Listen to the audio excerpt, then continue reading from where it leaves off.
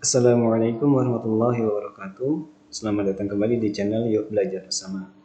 Baik teman-teman semuanya, kita coba lanjutkan untuk membahas soal-soal yang berkaitan dengan akuntansi, terutama untuk penata laporan keuangan dan penyusun laporan keuangan. Baik, kita lihat untuk soal yang pertama di sini ada PT Belajar Bersama membeli gedung sebagai aset tetap. Adapun biaya yang dikeluarkan yang berkaitan dengan gedung tersebut adalah sebagai berikut. Kita lihat yang pertama ada biaya gedung 400 juta, ada biaya akta notaris 2 juta, ada komisi broker 1 juta, kemudian biaya pembersihan 500.000, pajak 8 juta, dan ada biaya peresmian gedung 40 juta. Yang menjadi pertanyaan adalah harga perolehan mesin tersebut adalah, baik kita lihat untuk harga perolehan, kita akan coba masukkan yang pertama adalah biaya gedungnya, yaitu 400 juta. Kemudian biaya akta notaris ini masuk ke dalam harga perolehan. Berarti kita masukkan 2 juta. Lalu selanjutnya komisi broker, karena pembelian gedung ini menggunakan jasa komisi, jasa broker, maka ini juga masuk 1 juta. Selanjutnya ada biaya pembersihan 500.000, ini juga masuk karena ini dianggap gedungnya kotor, kemudian dilakukan pembersihan ketika mau dibeli. Jadi 500.000, kemudian ada pajaknya 8 juta. Kemudian biaya peresmian gedung ini tidak masuk. Kenapa? Karena di sini ada kata peresmian. Maknanya bahwa gedungnya sudah dibeli, kemudian ada peresmian gedung karena sudah dibeli. Jadi ini tidak masuk ke dalam harga perolehan. Jadi kalau kita totalkan di sini ada 400 tambah 2 tambah 1 tambah 8, 411,5 juta. Oke, jawabannya yang C. Masuk ke soal yang kedua. PT Belajar Bersama memiliki mesin dengan harga perolehan 205 juta. Kita langsung tulis saja. Harga perolehannya 205 juta. Mesin tersebut dibeli pada awal tahun 2015. 1 bulan 1 2015. Masa penggunaan mesin adalah 10 tahun. Oke. Umur ekonomis kita sebutnya 10 tahun. Dan memiliki nilai sisa 5 juta. Oke, kita sebut saja NS, nilai sisa 5 juta. Selanjutnya, apabila di akhir tahun 2020 perusahaan melakukan perubahan.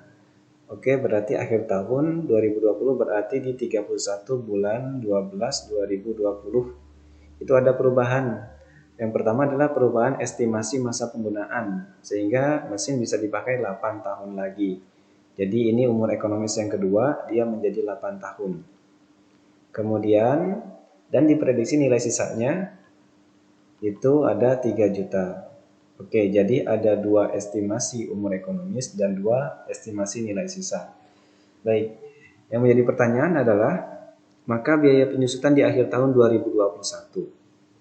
Baik, yang pertama berarti kita cari biaya penyusutan untuk yang awal, yaitu ketika kondisinya masa penggunaannya 10 tahun, nilai sisanya 5 juta. Berarti 205 juta kita kurangi dengan 5 juta, lalu kita gunakan yang pertama ini, kita bagi dengan 10 tahun, maka hasilnya adalah 200 juta dibagi 10, berarti 20 juta per tahun. Nah, ini digunakan sampai akhir 2020, karena tadi dalam soalnya di akhir 2020 perusahaan melakukan perubahan. Makanya bahwa dari tahun 2015 sampai 2020, karena ini di akhir, ini melakukan penyusutan per tahunnya 20 juta. Berarti kan kalau 2015 sampai 2020 itu ada 6 tahun. Nah, berarti kalau 1 tahunnya 20 juta, 6 tahun itu 120 juta. Nah, ini yang pertama. Ini menjadi beban penyusutan, total beban penyusutan. Oke, atau akumulasi penyusutan. Sehingga kita harus cari dahulu nilai mesin saat akhir 2020, 31 bulan 12 2020. Nah, caranya bagaimana? Berarti caranya kita lihat nilai awal yaitu 205 juta, kita kurangi dengan akumulasi penyusutan sebesar 120 juta. Maka nilai mesin di akhir tahun 2020 itu ada 85 juta. Nah, baru dari sini kita akan menghitung penyusutan mulai dari awal tahun 2021. Jadi kita buat di sini beban penyusutan atau biaya penyusutan di akhir tahun 2021 itu berarti 85 juta dikurangi nilai sisa yang kedua, yaitu yang 3 juta. Setelah ada perubahan, berarti dikurangi 3 juta dibagi dengan masa penggunaan yang kedua, yaitu yang 8 tahun. Berarti di sini 82 juta dibagi 8. Maka hasilnya adalah 10 juta 250.000. Nah, ini berlaku mulai dari akhir tahun 2021. Nah, berarti nanti 2022 juga sama, 10.250.000. 2023 juga sama. Oke, pertanyaannya kan, maka biaya penyusutan di akhir tahun, berarti yang ini yang A, 10.250.000. Oke, soal yang ke berapa ini? Soal yang ketiga ya. Berikut adalah data yang dimiliki oleh PT Belajar Bersama per 31 Desember dalam ribuan rupiah. Ini datanya yang menjadi pertanyaan berdasarkan informasi di atas, besarnya nilai aset lancar. Oke, aset yang penggunaannya kurang dari 1 tahun. Kita lihat yang pertama, beban sewa dibayar di muka. Ini kategorinya aset. Karena ini masuk ke dalam beban dibayar di muka. Kedua, pendapatan sewa diterima di muka. Pendapatan sewa diterima di muka. Artinya kita mendapatkan uang atau mendapatkan pendapatan, tetapi kita belum mengerjakan pekerjaan. Nah, ini berarti nggak masuk kategori harta. Ini masuknya kategori hutang. Pendapatan sewa yang masih akan diterima. Nah, ini berarti masuk. Ini seperti piutang. Kemudian suppliers ini juga masuk. Peralatan ini jelas nggak masuk. Jadi jawabannya 1 juta ditambah 65, 66 tambah 5, 60, 66, 5, 60. Jadi yang C. Oke, soal nomor yang keempat. Pada akhir pencatatan pembukuan pada sebuah perusahaan diketahui data bahwa kewajiban perusahaan apa ini? Ini mengalami kenaikan. Nah, soalnya saya buat kurang lengkap ya. Jadi kewajiban perusahaan mengalami kenaikan 6 juta. Hal ini akan berpengaruh kepada, untuk menjawab soal ini kita gunakan persamaan dasar akuntansi, di mana harta sama dengan kewajiban ditambah modal atau liabilitas ditambah ekuitas. Nah, kondisinya kita buat pemisalan saja lah, seperti matematika. Misal di sini 12, hartanya 5, maka modalnya kan 7. Nah, matematikanya kan begini. Nah, sekarang ketika kewajibannya atau utangnya naik 6. Nah, berarti kalau kita naikkan di sini 6, maka dia berubah menjadi 11. Nah, kondisinya berarti ini akan ada dua pengaruh. Artinya akan ada dua pilihan. Pilihan pertama adalah kalau kita ingin melihat hartanya, maka kita anggap modalnya itu masih 7. Sekali lagi, kalau kita ingin melihat hartanya, jadi pilihan pertama kita ingin melihat harta, maka kondisinya modal itu masih tetap, yaitu dia harus 7. Nah, ini kondisi tetap ketika modal tidak berubah. Maka hartanya akan berubah menjadi 18. Dengan kata lain, ini terjadi kondisi pertama berarti ada kenaikan harta. Nah, berapa? Ya 6 juta berarti. Oke. Nah, sekarang kalau kita mau kondisi yang kedua, harta sama dengan kewajiban ditambah modal. Kewajibannya tadi kita buat 5, kemudian ini 12, kemudian ini 7. Nah, sekarang kondisinya kewajiban naik. Nah, kita ini 11. Nah, kita sekarang akan melihat modalnya. Catatannya adalah hartanya dia tidak berubah. Jadi hartanya harus tetap. Nah, ini kondisi ketika pilihan kedua hartanya tetap. Nah, apa yang dipengaruhi atau apa yang akan berpengaruh? Yang berpengaruh adalah modalnya akan berkurang. Berkurang sebanyak 6. Nah, berarti di sini ada penurunan modal sebesar 6 juta. Jadi ada dua pilihan. Bisa jadi kondisi pertama hartanya yang ingin kita lihat, sehingga modalnya harus tetap. maka nanti hartanya akan naik 6 juta. Tapi kalau kondisi kedua, di mana kita ingin melihat modal dan hartanya tetap, maka modalnya akan turun 6 juta. Jadi jawabannya yang C. Oke. Soal nomor yang kelima. Bila pemerintah menetapkan kebijakan menaikkan tingkat reserve atau giro minimum pada semua bank umum, maka kebijakan ini disebut dengan kebijakan bersifat kalau menaikkan tingkat reserve artinya pemerintah ini berusaha untuk mengurangi jumlah uang yang beredar. Jadi bank mengambil atau menarik dana, menarik uang dari masyarakat, kemudian disimpan di bank. Berarti kan tujuannya untuk mengurangi. Nah, kebijakan yang sifatnya mengurangi jumlah uang beredar itu moneter sifatnya. Jadi kebijakan moneter. Nah, moneternya berjenis adalah konstruktif. Jadi sifatnya untuk moneter konstruktif itu mengurangi jumlah uang beredar. Kalau ekspansif berarti menambah jumlah uang beredar. Nah, caranya kalau mengurangi ya banyak. Bisa ini seperti menaikkan tingkat reserve. Kemudian bisa juga menaikkan giro minimum. Bisa juga naikkan suku bunga.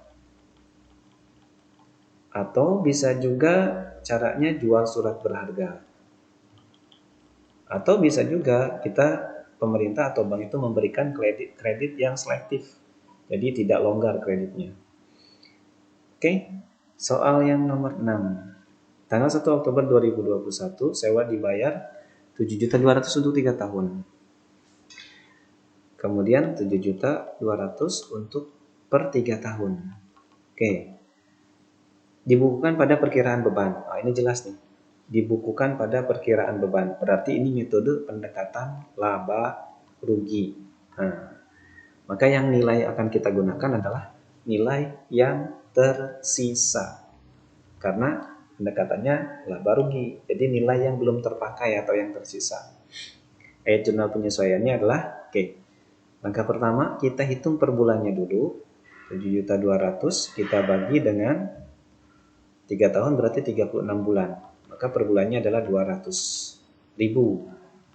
Ini yang pertama. Kita lihat pembayarannya mulai dari Oktober. Oktober. Kemudian kita buat penyesuaian bulan Desember 2021. Makanya ini ada Oktober, November, Desember. Ada 3 bulan. Nah, 3 bulan yang sudah terpakai. 3 bulan terpakai. Nah, yang belum terpakainya atau yang tersisanya berarti kan ada sekitar 33 bulan.